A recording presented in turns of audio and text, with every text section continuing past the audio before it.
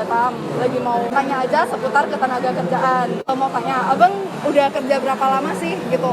Baru 2 bulan sih. Oh, baru 2 bulan ya. Menurut abang dari bosnya itu udah ada memberikan perlindungan terhadap hak karyawan gitu nggak sih? Misalnya karyawan-karyawan ada diberikan hak cuti gitu. Hak cuti ya? Iya. Itu ada dia kan? Ada ya. Hak cutinya misalnya per bulan, 1 bulan 1 apa gimana ya? Kalau itu tergantung kitanya sih mau ngambil berapa, nanti kita tinggal bilang gitu. Oh. Misalnya kayak kita mau cuti 10 hari ya bilang ke bosnya nanti diizinin. Oh gitu. Nggak ada jatah per bulan gitu dia. Oh, berarti hitungannya itu tiap kali diizinin apa? Nanti tergantung pertimbangan dari bos lagi? Tergantung pertimbangan bos juga dia Kak. Tergantung kita izinnya buat apa gitu. Oh, untuk jam kerjanya, kalau di mall gini kan kita tahu biasanya jam kerjanya itu lebih dari 8 jam. Iya. Berarti yang ini juga sama ya? Kami 9 jam aja sih. Kecuali weekend itu kami full. Oh. Untuk permasalahan cuti, tadi kan dikasih tahu bahwa cutinya itu kan diperbolehkan. Asalkan maksudnya kita ajukan ke bos, nanti lihat dari bosnya approve apa enggak. Berarti nggak ada batasan cutinya berapa gitu ya dalam... Ada, cuma ya kalau cuti nggak digaji. Oh, kalau misalnya sakit, kalau Sakit kita MC itu, ya. itu digaji. Terus kalau misalnya kita kerja gini, pasti kan ada ketemu misalnya overtime gitu. Itu overtime-nya digaji nggak sih? Kalau di sini dia nggak ada overtime dia Kak. Oh, berarti kalau misalnya ada lembur, Ya misalnya... itu hitung loyalitas jadi. Oh, oke. Kerja gini ada nggak sih perjanjian kerja gitu sama bosnya? Kayak ada diminta untuk tanda tangan perjanjian kerja gitu nggak? Oh kalau kami belum ada sih, soalnya kan kami masih training jatuhnya. Training 3 bulan baru masuk kan. Jadi belum ada. Untuk training gitu, gajinya itu dikasih UMK nggak sih dari perusahaan atau gimana? Kalau kita gaji pokok dia Kak. Gaji pokok ya. Sama ada tambahan yang lain nggak? Misalnya Sama uang tunjangan? makan per hari. Itu gajinya sama aja nanti. Setelah kita lepas training tetap segitu gajinya. Cuman kalau udah lepas training dia ada insentifnya nanti. Oh, Gitu. Bedanya di insentif aja. gajinya itu ikut peraturan pemerintah nggak sih Bang? UMK nggak? Kalau kita enggak sih Mbak. Itu ya gaji pokoknya dari perusahaan gitu. Basicnya perusahaan. Ikut aturan nggak? Kalau ikut kayak UMK itu enggak sih. Nggak ya. Berarti jatuhnya gajinya itu gaji pokok sama uang makan aja, sama kalau misalnya udah selesai training ada insentif. Oke Bang. Makasih Bang. Ya sama-sama. Ini Pak, jadi kita dari Universitas Internasional Batam. Mau tanya seputar ketenaga kerjaan. Bapak udah kerja berapa lama ya di... Udah 5 tahun. Udah 5 tahun ya, udah lama ya. Di sini kalau misalnya Bapak kerja ada dikasih kontrak atau perjanjian gitu nggak? Ya ada permanen, ada kontrak. Oh, gitu ya. Berarti ada yang waktu kerja untuk yang tertentu sama yang permanen yang tetap ya. Terus untuk penggajian di sini itu udah ikut aturan UMK belum sih? Udah. Udah ya. Oh, berarti mau yang dia udah masih training, Kalau yang yang belum training pernah tetap juga UMK. UMK juga ya. Oke. Terus untuk jam kerjanya itu berarti 9 jam gitu ya? Kalau di retail sih dia fleksibel. Dia kan kalau semua jam kerjanya 8 jam kan. Kalau menurut undang-undang kan dia 8 jam kerja. Iya, benar. Tapi kalau di retail sih dia fleksibel. Ada yang 9 jam, 10 jam. Bahkan ada yang banyak liburnya gitu kan. Kalau kayak kami ini, liburnya dia lebih banyak tapi jamnya lebih panjang gitu. Oh, untuk cutinya itu setahun 12 nggak sih? 12. Untuk upah lemburnya ada dihitung nggak? Kalau upah lembur sih kita nggak ada. Nggak ada ya. semua. Cuman gajinya udah UMK gitu ya? Ya, ada UMK dan dia ada insentifnya kalau misalnya dengan pencapaian target dia bakal banyak insentif. Oh gitu. Jadi dia nggak berfokus ke UMK sih sebenarnya. Cuman ya kalau kita nggak jualan tetap nggak jualan, nggak target tetap aja dia UMK. UMK ya. Maksudnya gaji pokoknya pasti udah UMK. Ada, Cuman ada. ada tambahan-tambahan yang kalau misalnya ada pendapatan lebih Ya, gitu, insentifnya. ada insentifnya. Kalau misalnya sakit gitu berarti ngasih MC tetap nggak dipotong gaji ya? Enggak. Oke. Paling kalau misalnya dia nggak ada MC, misalnya izin pribadi, itu dia dipotong cuti. Oh, potong cuti ya. Kalau cuti habis berarti potong gaji. Potong sama gaji. kayak biasa. Iya. Oke. Kalau misalnya tanggal merah itu tetap kerja atau nanti ada yang rolling gitu? Biasanya kalau tanggal merah kita kalau retail ini dia tetap masuk kerja. Karena kan retail di saat orang libur kan orang banyak jalan ke retail kan. Jadi kita liburan itu diganti ke dengan hari yang biasa. Soalnya kalau liburan misalnya kalau Natal, Idul Fitri, hari raya besar itu tetap dapat. Oke.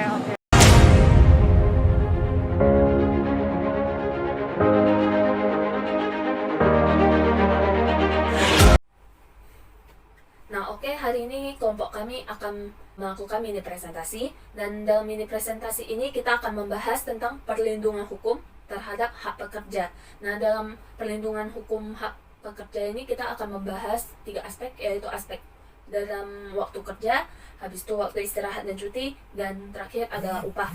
Nah, kalau saya sendiri sekarang akan membahas tentang waktu kerja. Nah, apa sih waktu kerja? Nah, pada umumnya pada setiap perusahaan itu pasti pada saat melakukan perjanjian kerja pasti akan membahas juga tentang waktu kerja dan segala macam untuk pekerja atau buruh. Nah, tetapi yang kita tahu kebanyakan perusahaan atau pengusaha-pengusaha itu tidak semua melaksanakan dengan baik, dan juga tidak dilaksanakan juga menurut Undang-Undang Nomor 11 Tahun 2020 tentang UU Cipta Kerja. Nah, apa sih waktu kerja itu? Nah, dalam ketentuan yang mengenai waktu kerja itu terdapat dalam pasal 77 dan 78 UU Cipta Kerja. Nah, menurut ketentuan pasal 77, yang ayat pertama itu setiap pengusaha wajib melaksanakan ketentuan waktu kerja. Nah, waktu kerja bagaimana? Nah, waktu kerja ini disebutkan dalam ayat 2-nya, yaitu waktu kerja sebagaimana dimaksud dalam ayat 1 meliputi, yang pertama itu 7 jam dalam 1 hari, 40 jam dalam 1 minggu, untuk 6 hari kerja dalam 1 minggu. Nah, kalau yang kedua itu 8 jam itu 1 hari, 40 jam itu 1 minggu, dan untuk 5 hari kerja dalam 1 minggu. Nah, dalam ketentuan ini kita bisa lihat, jadi dalam 1 minggu itu kita harus minimal ada 1 hari untuk istirahat. Nah, dalam ayat ketiga ini menyebutkan bahwa ketentuan waktu kerja sebagaimana dimaksud pada ayat 2 itu tidak berlaku bagi sektor usaha atau pekerjaan tertentu. Nah, sektor usaha atau pekerjaan tertentu yang dimaksud di sini itu adalah sektor usaha seperti misalnya warung yang dibuka oleh keluarga sendiri yang beroperasi sampai minggu, dan pokoknya seperti usaha yang dibuka oleh keluarga sendiri gitu lah ya. Habis itu yang ayat 4 itu pelaksanaan jam kerja bagi pekerja atau buruh di perusahaan diatur dalam perjanjian kerja, peraturan perusahaan, dan perjanjian kerja bersama. Dan yang ayat 5 itu menyebutkan bahwa ketentuan lebih lanjut mengenai waktu kerja pada sektor usaha dan pekerjaan tertentu sebagaimana dimaksud pada ayat 3 diatur dalam peraturan pemerintah. Pasal ini untuk yang pasal 77. Menurut ketentuan pasal 78 menyebutkan bahwa ayat 1, pengusaha yang mempekerjakan pekerja atau buruh melebihi waktu kerja sebagaimana dimaksud dalam pasal 77 ayat 2 itu harus memenuhi syarat. Yang pertama itu adanya persetujuan dari pekerja atau buruh tersebut. Nah, yang kedua itu waktu kerja lembur hanya dilakukan paling lama itu 4 jam dalam 1 hari dan 18 jam dalam 1 minggu. Nah, pada ayat 2 itu menyebutkan bahwa pengusaha yang mempekerjakan pekerja atau buruh melebihi waktu kerja sebagaimana yang dimaksud pada ayat 1 wajib membayar upah kerja lembur. Jadi, kalau misalnya pekerja tersebut bekerja melebihi waktu yang telah dijanjikan atau melebihi waktu yang telah lewat, pengusaha tersebut wajib membayar upah kerja lembur untuk pekerja atau buruh tersebut. Nah, pada pasal 78 ayat 3 menjelaskan bahwa ketentuan waktu kerja lembur sebagaimana dimaksud pada ayat 1 huruf B tidak berlaku untuk sektor usaha atau pekerjaan tertentu. Habis itu yang ayat keempat itu adalah ketentuan lebih lanjut mengenai waktu kerja lembur atau upah kerja lembur diatur dalam peraturan pemerintah. Jadi di sini itu misalnya jika kamu melewati jam kerja tetapi pengusaha tersebut tidak membayar upah kerja lembur, maka jika kita melaporkan hal tersebut, pengusaha tersebut dapat dikenakan sanksi. Jadi perlindungan hukum terhadap hak pekerja yang kedua selain dari waktu kerja adalah waktu istirahat dan cuti. Nah, waktu istirahat dan cuti ini diatur dalam pasal 79, pasal 80, pasal 81, pasal 82, pasal 83 Undang-Undang Ketenagakerjaan, dan juga terdapat perubahan dalam Undang-Undang Cipta Kerja 2020 ini. Nah, yang pertama akan kita bahas tentang istirahat jam kerja. Jadi pada secara fakta, secara di lapangan bahwasanya jam kerja yang diberikan kepada pekerja pada umumnya adalah 1 jam. Misalnya dari jam 11.30 sampai jam 12.30 ataupun dari jam 12.30 sampai 1.30. Jadi diatur dalam Undang-Undang pasal 79 Undang-Undang Ketenagakerjaan yang kemudian dirubah menjadi Undang-Undang Cipta Kerja baru, bahwasanya istirahat antara jam kerja itu sekurang-kurangnya setengah jam setelah bekerja selama 4 jam terus-menerus, dan waktu istirahatnya itu tidak termasuk jam kerja. Jadi para pekerja akan diberikan hak untuk istirahat sekurang-kurangnya setengah jam setelah selama 4 jam kerja secara terus-menerus. Jadi selain waktu istirahat yang diberikan untuk makan siang, pekerja juga berhak untuk mendapatkan waktu yang cukup untuk melaksanakan ibadahnya menurut kepercayaan dan agamanya masing-masing. Selain jam kerja, yang kedua, pekerja juga berhak untuk mendapatkan istirahat mingguan. Nah, istirahat mingguan ini sebelum terdapat perubahan dalam Undang-Undang Cipta Kerja pada Undang-Undang Ketenagakerjaan, bahwasanya istirahat mingguan ini 1 hari untuk 6 hari kerja dalam 1 minggu, atau 2 hari untuk 5 hari kerja dalam 1 minggu. Setelah ada perubahan menjadi istirahat mingguan itu 1 hari untuk 6 hari kerja dalam 1 minggu. Selain itu, pekerja juga berhak untuk mendapatkan cuti tahunan. Nah, cuti tahunan yang diberikan dari pengusaha kepada pekerja itu sekurang-kurangnya 12 hari setelah pekerja yang bersangkutan ini bekerja selama 12 bulan secara terus-menerus. Jadi, pekerja yang bekerja selama 1 tahun secara terus-menerus, ia akan berhak untuk mendapatkan cuti selama 12 hari kerja. Untuk pelaksanaan cuti tahunan yang saya jelaskan tadi, diatur dalam perjanjian kerja, peraturan perusahaan, ataupun perjanjian kerja bersama antara pengusaha dan juga pekerja. Nah, selain waktu istirahat dan cuti, perusahaan juga dapat memberikan istirahat panjang.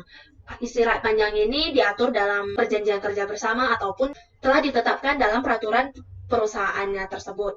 Selain istirahat kerja, istirahat mingguan, dan cuti tahunan, terdapat kekhususan hak untuk pekerja perempuan, di mana diatur dalam pasal 81 Undang-Undang Ketenagakerjaan bahwasanya pekerja perempuan dalam masa haid merasakan sakit dapat memberitahukan kepada pengusaha dan tidak wajib bekerja pada hari pertama dan kedua pada waktu haid. Hal ini juga diatur dalam perjanjian kerja antara pengusaha dan pekerja ataupun telah ditetapkan dalam peraturan perusahaan yang bersangkutan. Selain itu, pekerja perempuan yang mengandung memperoleh hak untuk istirahat selama 1,5 bulan sebelum melahirkan dan 1,5 bulan sesudah melahirkan menurut perhitungan dokter kandungan. Nah, para pekerja apabila ingin mengambil cuti melahirkan secara langsung 3 bulan itu diperbolehkan. Dan bagaimana jika pekerja perempuan mengalami keguguran kandungan, apakah ia berhak untuk mendapatkan istirahat? Tentunya pekerja perempuan tersebut berhak untuk mendapatkan istirahat. Nah, berdasarkan pasal 82 ayat 2, bahwasannya pekerja perempuan mengalami keguguran berhak memperoleh istirahat 1,5 bulan, ataupun sesuai dengan surat keterangan dokter kandungan ataupun bidan. Setelah terdapat pertanyaan apakah boleh pekerja perempuan yang mengalami keguguran kandungan ini memperoleh istirahat lebih dari setengah bulan? Jawabannya boleh, apabila telah memenuhi syarat sesuai dengan surat keterangan dokter kandungan. Nah, jadi apabila dalam surat keterangan dokter kandungan ini menyebutkan bahwa pekerja perempuan ini harus istirahat selama lebih dari setengah bulan. Nah, hal tersebut diperbolehkan ataupun pekerja perempuan ini berhak untuk mendapatkan istirahat sesuai dengan surat keterangan dokter kandungan yang telah diberikan.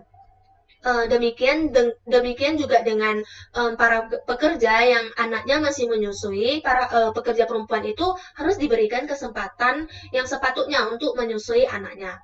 Setiap pekerja yang menggunakan hak waktu istirahat ataupun cuti yang dimaksud dalam pasal 79, pasal 80, dan pasal 82, pekerja-pekerja ini berhak untuk mendapatkan upah penuh. Hal ini diatur dalam pasal 84 Undang-Undang Ketenagakerjaan. Nah, yang terakhir adalah hari libur resmi. Jadi, dalam pasal 85 Undang-Undang Ketenagakerjaan diatur kalau pekerja tidak wajib bekerja pada hari-hari libur. Namun, pengusaha dapat mempekerjakan pekerja pada hari libur apabila jenis dan sifat pekerjaannya itu harus dilaksanakan atau dilakukan. Contohnya seperti perusahaan yang memproduksi barang atau jasa. Apabila perusahaan tersebut diliburkan, maka akan mengganggu aktivitas proses produksi barang tersebut. Maka hal ini pengusaha dapat mempekerjakan pekerja pada hari libur. Namun, pengusaha yang mempekerjakan pekerja pada hari libur resmi harus atau wajib membayar upah kerja lembur kepada pekerja tersebut. Oke, next bagian pengupahan. Pada bagian ini akan saya bahas terkait poin-poin pentingnya saja. Ya, berbicara tentang upah, apa itu upah? Pasti kata upah ini sudah tidak asing bagi kita semua dan bahkan menjadi hal yang sangat krusial untuk dibahas di mata publik. Ya, upah adalah penghasilan yang kita terima setelah kita bekerja, atau secara sederhananya dapat kita katakan bahwa seperti pertukaran yang kita lakukan, yaitu dengan tenaga dan pikiran kita menukarnya dengan uang atau upah. Nah, itu sekilas tentang pengertian upah. Nah, selanjutnya yang akan kita bahas pertama di sini yaitu poin A, itu ada penetapan upah. Penetapan upah ini dilakukan oleh pemerintah dengan mengeluarkan kebijakan-kebijakan seperti upah minimum, upah lembur, upah tidak masuk kerja karena halangan, denda atau potongan, dan lain sebagainya. Menurut Undang-Undang Ketenagakerjaan, upah minimum yang dimaksud meliputi upah minimum berdasarkan wilayah provinsi atau kabupaten atau kota, dan upah minimum yang berdasarkan sektor pada wilayah provinsi, kabupaten atau kota. Selanjutnya ada poin yang B, yaitu larangan gaji di bawah upah minimum. Hal ini tercantum pada pasal 90 Undang-Undang Ketenagakerjaan. Di sana disebutkan bahwa pengusaha tidak boleh membayar upah yang lebih kecil daripada upah minimum yang telah ditetapkan. Namun jika pengusaha tersebut tidak mampu membayar, maka akan dilakukan penangguhan. Untuk tata caranya diatur lebih lanjut oleh keputusan menteri. Selanjutnya ada poin C, yaitu keharusan pengusaha untuk membayar upah. Tentu semua pengusaha harus membayar upah atas karyawan buruhnya. Nah, sebetulnya untuk poin ini sama ya dengan poin yang sebelumnya. Namun di sini yang ingin ditekankan itu lebih pada bagaimana cara pengusaha menetapkan upah seorang buruh. Nah, di pasal 92 ini udah tertera jelas bahwa sebuah perusahaan itu harus mempunyai struktur dan skala upah yang nanti akan digunakan sebagai pedoman untuk menetapkan upah buruh tersebut. Namun yang perlu kita ingat di sini bahwa pernyataan yang tadi saya sebutkan itu semua berpegang teguh pada Undang-Undang Ketenagakerjaan. Nah, sekarang kita tahu kalau di tahun 2020, tepatnya bulan Oktober, DPR telah mengeluarkan sebuah Undang-Undang Cipta Kerja. Lantas bagaimana perubahan yang dialami terkait sektor pengupahan ini? Baik, dari kacamata saya, Undang-Undang yang lama dengan Undang-Undang yang baru itu tidak terlalu berubah signifikan. Yang pertama paling jenis upah yang diatur dalam pasal 88 Undang-Undang Ketenagakerjaan itu dikurangi, yang awalnya 10 menjadi 8 gitu. Kemudian yang kedua itu komponen hidup layak tidak dimasukkan. Yang sebelumnya ada di pasal 88 ayat 4 itu tidak dimasukkan dalam Undang-Undang Cipta Kerja. Nah, yang terakhir ini adanya perbedaan penyusunan struktur dan skala yang dijadikan patokan untuk menetapkan upah buruh oleh perusahaan. Nah, untuk selebihnya itu masih sama sebagaimana yang diatur dalam Undang-Undang Ketenagakerjaan. Paling yang beda cuman ada penambahan pasal atau penggabungan pasal pada UU Cipta Kerja. Tapi itu semua prinsipnya masih tetap sama.